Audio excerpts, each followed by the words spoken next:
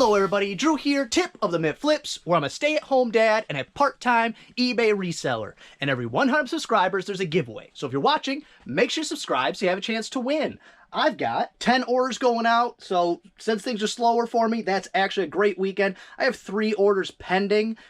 Probably won't pay for those. I mean, I never consider that those are sales because whatever. It's like a 50-50 shot. I also have 2 additional TCGPlayer orders going out, so I'm happy with this, that's for sure. Some higher dollar stuff, too. First thing going out is a CD, Vader Future of the Past. It's this one right here. I think it was yellow. I will double check. Yep, that one right there with the skull on it. That one came in a Mikhail mystery box with a bunch of others where the jewel cases are not the originals, but the inserts and the CDs, of course, are. And most of them were like your death metal, heavy metal, and those subgenres, you know, your punk core or your death metal, your Swedish death metal, you know, these things that are very niche. They don't print a lot of those, so I knew those would still have some value to them. $19.99 free shipping. That will, of course, go media mail. Next up, oh, somebody actually paid for one of the things. Great. Next up, B5B6 is a doll wig, and it's red. B5B should be easy to find because it's a bright red. I'm guessing this bright red one right here. 6, yes. This tiny one as well right there. It's like a Annie wig for that one. $13.49 free shipping. And you'll see that this basket is not where it belongs. It's because I listed some shoes and I really just, I don't know, I was being kind of willy-nilly because I was trying to get as many listings done as I could with the time I had. But when I inevitably get to doing my inventory, which was supposed to be last weekend, Jen got sick. This week it's not going to happen. Today's actually my youngest, Thea. It's her birthday. 1, 2, 3. Happy birthday. She is 3. I can't even believe it. It's ridiculous. But yeah, so this weekend is Easter. Jen's mom's coming to town, staying here. Plus, I'm not saying that's a bad thing, just lots of stuff. Plus, Thea's birthday party's this weekend. So, not going to happen this weekend. $13.49 free shipping, if I didn't say right there. C5 is a lot of bastard files. C, 1, 2, 3, 4, 5. No, those are forks over there. I was looking for something large, and actually I was looking for a loose lot of them, but there is actually a box, and they're very tiny, from Kearney and Foot. So these are vintage, but they're itty-bitty. I was not expecting that. And for those, I accepted an offer, $30 free shipping. I don't think those are under a pound, but maybe. Yeah, that'll still go first class. When I accepted the offer, I actually thought it was free shipping because they were going to go into a USPS flat rate envelope. And so therefore I bake the cost of shipping into the price because it's the same. So that's actually a better deal than I thought I was even getting. I'm happy with that. And next up, B3F is 2007 Topps baseball cards. B3F. And these were the subject, or one of them was the subject of What's That Worth last week or the week before. I questioned if I would, but I did end up lotting them together, and I listed them, I think, $19.99 free shipping, and somebody sent me an offer, $17.99 free shipping. I definitely was going to jump at that. The sell-through rate on those is abysmal, like 20 listed, 2 sold. That's bad. You got to be cheap at that point, or close to the bottom, or accept offers. I got Mikhail mystery box, and so less than $1. And turnaround time, like a week, maybe, somewhere in there, week and a half. Next up, another one gone. Yes, it is a VCR, JVC HR something. JVC, I can't have too many left at this point. It's probably, oh, and these are Thea's birthday gifts. I can put them on video now because, if you're not checking your Walmart toy section when they switch seasons, you're missing out. $9 was $25. I don't retail arbitrage stuff anymore because we got this cool Encanto Maribel, this Frozen, and this is the reason right here. I bought this retail arbitrage 3 years ago, just sitting on my shelf, and I wasn't going to drop the price any further because then I'm making negative dollars. Now it's a gift. Great. I saved money on a gift. I'm not being sarcastic. I'm actually okay with that. But this one right here, JVC HR VP470U or 70U, not sure. But I'll leave that there for now. Not going to pull it out, put it in my way until I need to. But for that, I countered an offer, $24.99 plus shipping. And I'm so excited because for any of you new, because I try not to repeat myself too much, but then I have to remind myself that new people watch all the time, new people subscribe all the time. I'm out on large electronics. And how I came to that is my return rate very low. Very, very low. I can't remember the exact numbers, but it was a very small percentage of my total sales. But my percentage of my returns was 85%, maybe more, large electronics. So I said, why have the headache? Sell other stuff. If I run out of things to sell or buy or whatever, sure, I'll go back to it. Very high end, yeah, I'll make the extra effort. But beyond that, and even that's almost worse because I have had I think the worst one was a $185, somewhere in that range, television. Yeah, I don't have any more. But, a small, for your mobile home or whatever. They're very tiny with like the built-in VCRs or DVD players. I used to sell those a lot because you get $100, $150 for them. And they're not terribly hard to pack. But I had a back and forth with the guy a bunch. He was trying to figure out a way if he could get it repaired and all this stuff. There aren't repair shops. And it wasn't like something happened. It just got jostled in shipping and maybe something got loose on the motherboard. Something just happened. And I'm not going to stick them. Of course, I was like, okay, well, here's your money back. Which, a reminder, you're not out the total sale price. You don't have to be crying because you're out a $185 sale. You're out your shipping, which when you refund them, you do get your fees back. So that's, it's not nothing on a large sale. It can be tens of dollars. So you're out your shipping and you're out the cost you paid for it and your time. So you got to kind of get used to that for your own sanity. Next up, it's a book. The Chautauqua Girls. The Chautauqua. I no clue. The something girls at home. You go ahead and figure it out. CH right here. The nope, nothing. I got nothing on that. That doesn't even, I'm guessing that's Spanish of some kind. I have no idea. But this book right here of the Pansy Books series, $17.99 free shipping. I think I sent out an offer. Next up, it's a vintage 1930 Statue of Liberty pin. I will just grab the box and find it. Listed this, sold within minutes. This came in a Mikhail mystery box with a few other things like this clock winding key. These are not worth a ton of money unless you have a very, very unique or specific one. Most of them are sold in lots, so that I was not super happy about.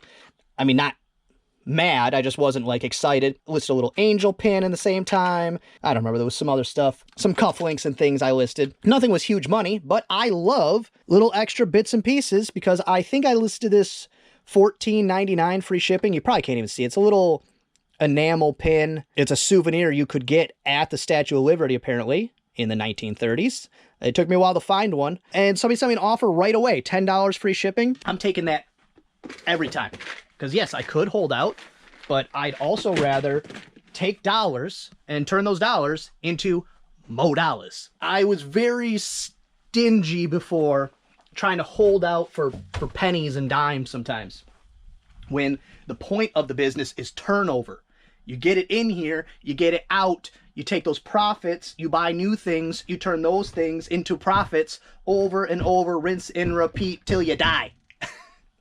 Or till you're rich. Those are the two options. So $10 free shipping out the door. Next up, it's on A4. It's a lime green Pyrex dish that I've been using to store other things. I'm glad it's gone. I actually bought this at a garage sale about 5 houses down from me. The guy kept trying to get me to go in his house. He's a nice guy, but I didn't want to do that. It's in pretty good condition. You know, not terrible. This was definitely hand washed, and that's the key with Pyrex. If it's been through a dishwasher a bunch of times, it's garbage. Don't put your nice dishes in a dishwasher. They will not stay nice. For that one, $16.99 plus shipping. I sent out an offer or I countered an offer. I paid pennies for that.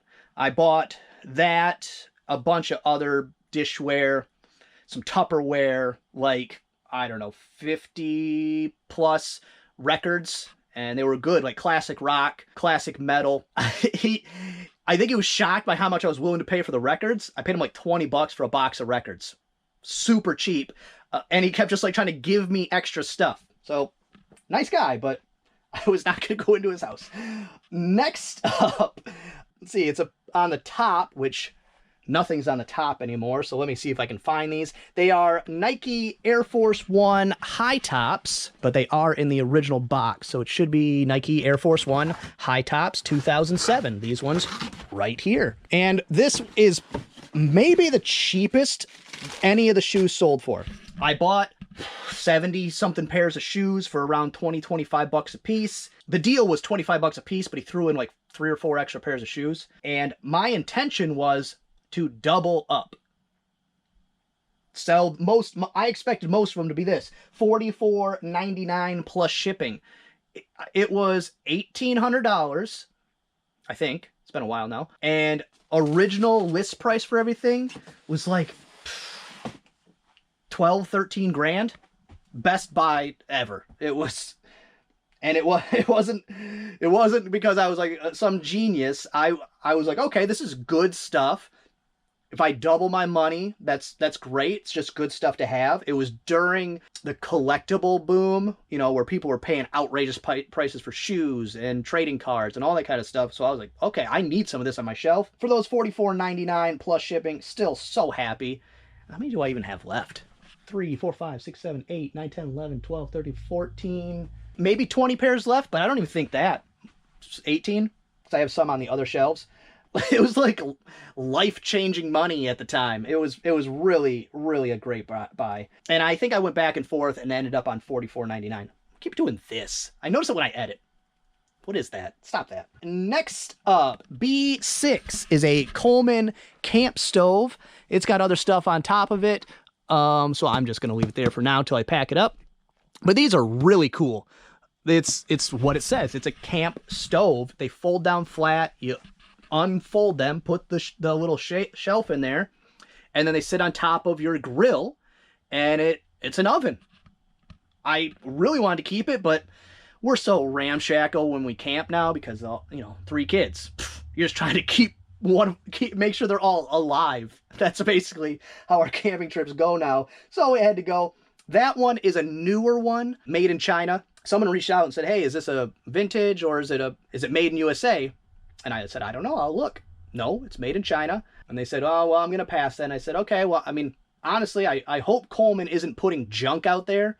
They could be. But if you do find a vintage one in clean, good condition, much more money. That one, $56 plus shipping. And I did take an offer. I think I had it listed at $70. And then speaking of churning stuff out, listed this yesterday. A2A is a Sony CyberShot camera with charger. This is the charger that I did the unboxing to test and see, you know, how good some other sellers were packing their stuff. And so bought the charger, cost about 12 bucks, tested it, of course, works, even held a charge pretty good. Older batteries, you know, even if it works, you unplug it for 5 minutes and the battery just dies. Ended up listing it $34.99 plus ship. Someone sent me an offer like right before I turned the camera on, $30 plus ship. I said, okay, that's a little less money than I'd like for the amount of effort, but it is what it is. I'm still taking it. Turn and burn. Move the stuff. And that was one of the orders that was pending, so that's okay. My success rate's going up a little bit. And then 2 TCGPlayer orders. I don't remember which one was which, but one order was $10. The other order was $30. And the $30 one is a card that I'm arbitraging from eBay to TCGPlayer. I'm buying them for $3 to $5. They come in my mailbox, point, click, they're listed in my store, they're selling that day. And every time I list them, the price goes up. That is not common. That's not going to happen every card. The reason that is the meta uses this card. So people who actually play the game need that card. So, if there's not a ton available, the price just goes up and up and up. And some people, whatever your hobby is, sometimes money don't really matter. The first one I did that with, I bought it in a lot. And so it worked out to, I don't know, $1 something. And I sold it for $2.25. The next time I got 3 of them for, I think it was like $9.99 free shipping. And then I sold them for $10 a piece plus shipping. And the shipping I overcharged for because I sent it with a stamp. I'm really liking it because I don't have to leave. If I wanted to, I could put these back in my mailbox and send them back out with my carrier. I don't like to do that. And I got to go to the post office anyways. This sourcing, Jen was looking at me like I'm crazy for doing this. But I research stuff pretty good. Usually I'm going in with my eyes open. For someone like me, who's at home with my kids, or just because seasonally it's wintertime, there's no place to source, I can't imagine anything better than something coming in my mailbox. I click a button, it's listed. I don't have to take pictures. I don't have to actually list it. I go to my inventory and I turn it from a 0 to a however many there are. I've got like, I don't know, 25 of them en route. I'm not going to tell you what card it is. I'm sorry. I'm not going to do that because it won't last.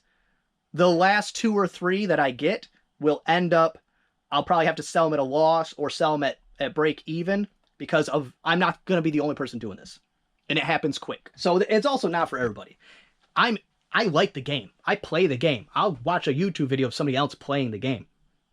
Me and Michael play all the time, but the way we play is not exactly the rules. It's pretty close, but not exactly. Because if not, Dad would just win 100% of the time. So I'm not suggesting this for anybody. It's not right for anybody. Let me rephrase that. It's not right for everybody. For me, I'm loving it.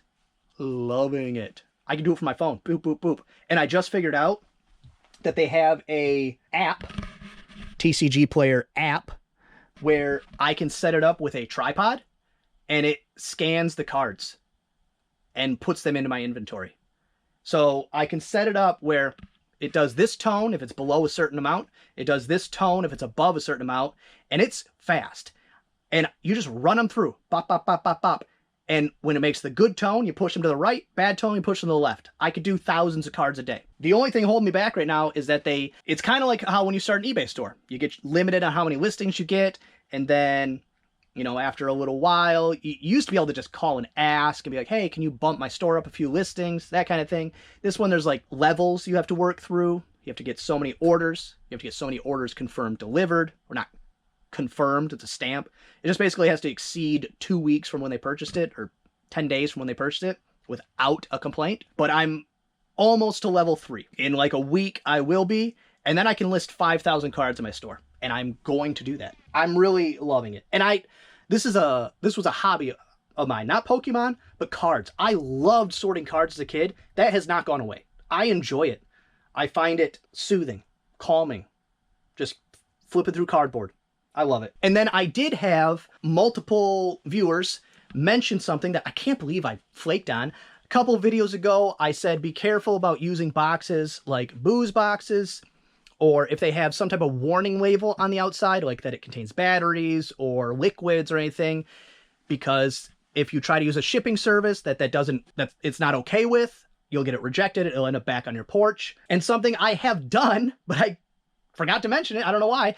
So I'll put them up there so they get credit for being like, hey, dummy, how about this? Is you can actually just invert your boxes. And the box I use as an example, I've actually done it with that exact box before because I think it's like a Bed Bath & Beyond box and the inside of the box is like checker pattern and it just looked cool. So I inverted the box. And then also Pete Craigslist Hunter, he had said before that he would take the flat rate USPS boxes and the regional rate USPS boxes and invert those so that he could use those sizes but not use those services, just use regular cubic USPS shipping, which I think is a federal crime because you are manipulating the box. And that's like their one rule is like you cannot manipulate those services. Might not be a crime, just frowned upon. I'm not sure. I was not willing to do that one. And I mean, Pete, as far as like tier ranking resellers, Pete's S tier. Pete is God tier. He's been doing it forever. He's the man. My local post office, very nice people, but oddly sticklers about stuff. Like beyond the actual guidelines. I don't know. I think they were trained to do it a certain way and then never been challenged. So, and I don't want to like make them mad. So I'm just kind of dealing with it. But I have to go today and deal with it because they're trying to tell me I can't send cards like this. And millions of cards get sent like this every year. Millions. There are multi-million-dollar companies based around this exact business model. So I don't know. I just got to talk to them and say, hey, you're wrong. Like, let's figure this out, but you're wrong. But yeah, I'm in a bit of a crunch, but I will pack this stuff up, get it out of here, and I'll actually show you how to do that just in case you're not understanding what I'm saying by inverting a box. All right, so let me show you how to invert a box. I was just, I don't know, contemplating wasting one of my boxes because I'm a dummy. Waste somebody else's boxes to show an example. Very easy though, so let me go ahead. I did injure myself packing today, so it's gonna be a little more difficult. Whatever, we'll get through it. Hold on. All right, so if you need to invert a box to either get rid of the labels on the outside, the printing on the outside, one of the people who mentioned doing this in the comments said they just don't like to give advertisement to Amazon or whatever other company, so that's not a bad idea either, but this is how you do it. You first split the seam. It's very easy. You just get your hand in there and slide it down. Glue pops right off. Then you will take the box. I don't feel like getting my handy dandy tripod out, so I'm trying to do this one-handed. So you will flip the box over. You will fold it the other way. Let me go ahead and do that and tape it back up just like so. And then you'll build out the box normally. And there you go. Easy peasy. It's not difficult. If I had two hands to do that, it would have taken me basically the same amount of time as it would to use a box that wasn't inverted. So not really a big hassle for those specific situations where it's needed. I don't know if I would go as far as to do it, you know, to keep the Amazon or eBay labeling off the outside of the box, but whatever reason you want to do it, if you do it, it's not difficult. But I don't know. Like I said, Pete's the man, Craigslist hunter, but I would never, I don't know if I'd ever do that. But this is what it would end up looking like, so maybe. I mean, I guess why not? So, flat rate boxes, I guess you could do it as well. I don't know. I don't know. Maybe, I'm not telling you to do it. I definitely don't do it. But again, Pete's the man. It's an option. It's out there. Have you done that? Use a flat rate box and just invert it because you like the size of it? I mean, if I get a consensus, I do like some of those sizes. I would like to use them. So, you know, maybe I'd give it a shot. Do a couple test runs. I don't know. And then, update on the baseballs. It's too time consuming. I'm never going to figure out all the signatures because I figured out one of the baseballs. It had jersey number on two of them, two of the signatures, 2 of 3 on one of the baseballs. The one was pretty easy to figure out. Then I cross-referenced, because the other one, the jersey number was either a 50 or a 30. I cross-referenced to the first player I figured out, the years they played for that team, and then the people who wore 30 or 50 during that time period. And then the third signature, I could just go through every player that played for the Boston Red Sox signatures between the years, because there was only a 2-year span where those two players played together. So it was between the years of like 2011 and 2010. But because of like preseason and all that kind of stuff, you kind of got to spread that out to a 4-year span. I could go through every Boston Red Sox player there is over that span and compare it and figure it out that way. I don't know. I was about an hour into it at that point, and I said, this probably just ain't going to happen. But it was so time consuming. And then the other baseballs don't have jersey numbers. None of them. So I would have to literally just go through, hope maybe I can make out the first letter, and then go through like every Boston Red Sox that played ever with that initials or close to the name. Because none of the signatures, you can make out any of the words. None of them. The one that was really old, I was kind of hoping it was Kurt Schilling, and it wasn't. The collector in me, and the sports fan in me, and even the reseller in me says, but what if you're throwing away money? What if one of them is like the guy? What if? It's too much time. So they're all Boston Red Sox. So I'm just going to lot them up, take pictures of all the signatures. I might run an auction, but it'll probably end up going for 99 cents plus shipping if I run an auction. So I'm not really sure. I don't know. Because, I mean, signed baseballs, they're not really worth much. So I really don't know. Probably auction. Just because I can't spend the time. As you can tell, I'm bummed about that.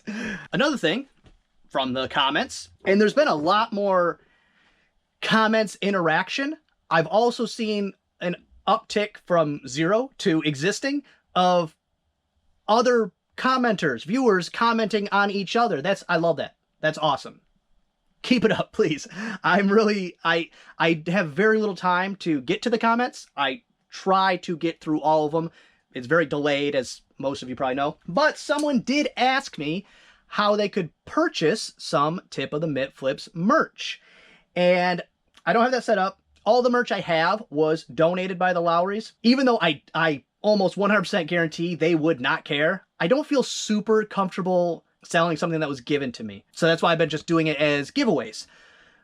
But I did think about it, and I said, okay, I want to know if there's some interest with that, so then I can go out and purchase some or set that up or whatever. So if you have any interest, I set up also I need to figure out what's the cheapest way where I'm not paying a bunch of fees that don't need to be there, so then I could just give that savings back.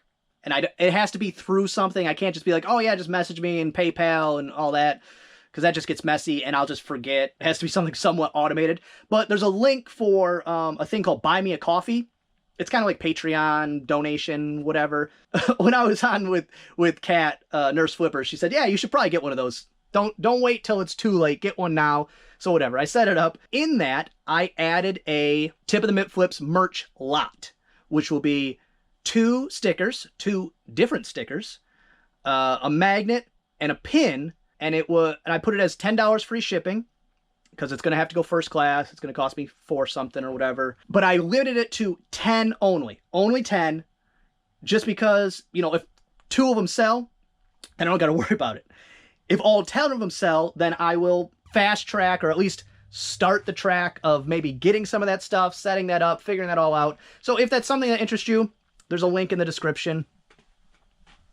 The viewer, when they asked, I said, I don't know. I've never had anybody ask. So let me see if I can figure that out for you. I had something show up in the mail today that I'm very excited about, but made me so angry. Oh, I hate that, because I've said it so many times. It's that kid in your class where the teacher says, if everyone just stays quiet and does your homework and doesn't whatever the criteria is, you won't have homework, or we'll get a pizza party, or whatever it is. There's always that one kid that just screws it up. This is what happens. I mean, I know some of it's just inflation and stuff, but I ordered this, which is a used, because these are so expensive for just being a piece of cardboard. These are 5,000 count card boxes. So this is my new inventory section to stay organized for my card sales. And that way also I can get them down here and off my desk, because I have to, every time I'm at my desk, watch over my shoulder so that a toddler doesn't come up and just smack them off the desk and ruin all my hard work and cost me a bunch of money. But I covered it up for aesthetics and also not to show off who they are.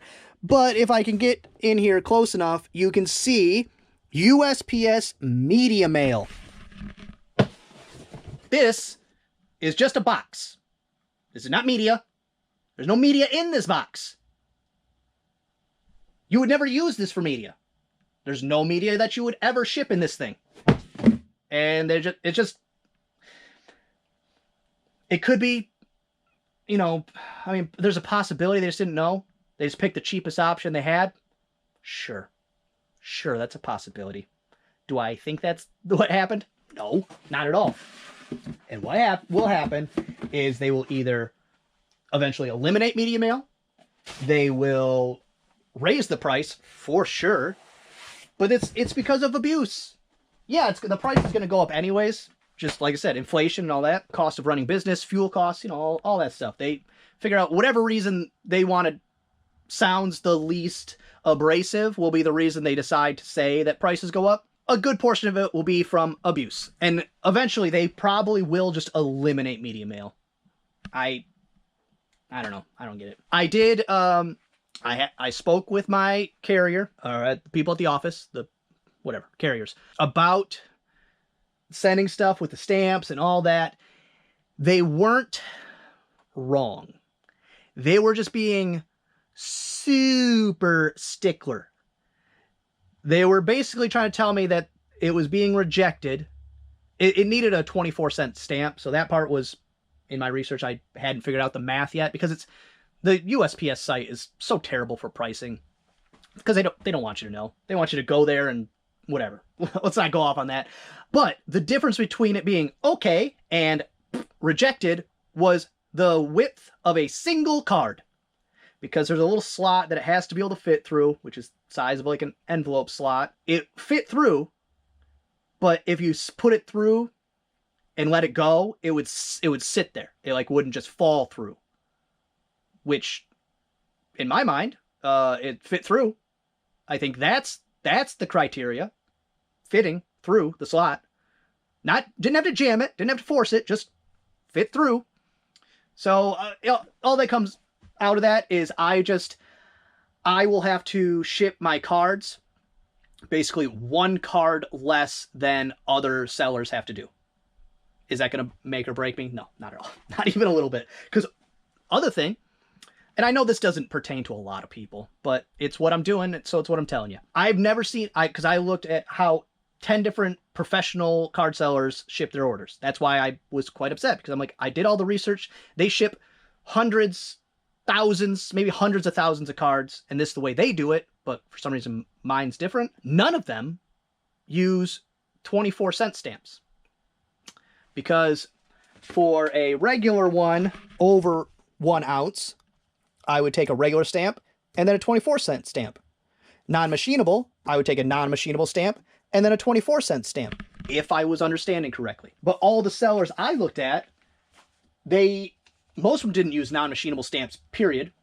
And then most of them, what they were doing is 1 ounce, 2 ounce, 3 ounce. They would just add a stamp every time, which when your margins are razor thin, and that's what they all talked about, how razor thin their margins are, but yet you're not optimizing one of the major costs of shipping.